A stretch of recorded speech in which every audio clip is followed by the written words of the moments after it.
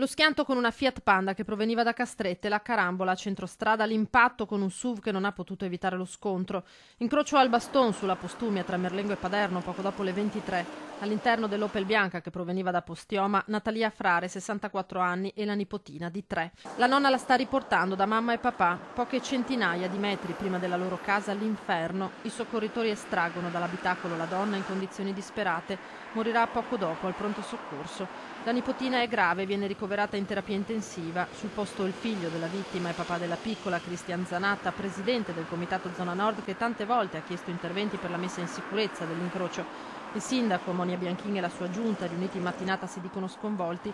Il problema c'è da decenni, ma la competenza è provinciale. Non è facile, non dico il dialogo, ma trovare sintonia con la provincia in merito, diciamo, alla gestione, ecco, di questa problematica. La provincia sa benissimo che quell'incrocio va affrontata, sa benissimo che quel tratto è percorso a forte velocità a qualsiasi ora del giorno, anche con mezzi pesanti, però fino ad oggi non ha saputo dare, diciamo, le risposte alle domande che noi chiedevamo. Niente riduzione del limite di velocità, niente autovelox, ma la situazione, dice il sindaco, non è più accettabile. Come comune ci sentiamo un po' forse, non dico presi in giro, ma quantomeno ci sentiamo sottovalutati, oppure, come va di moda, cittadini di serie B. A questo punto abbiamo detto basta e già avevamo pronta una lettera a seguito dell'incidente della scorsa settimana per rinnovare, ecco, la volontà di addivenire ad una soluzione, e ad oggi, insomma, ancora con più forza chiederemo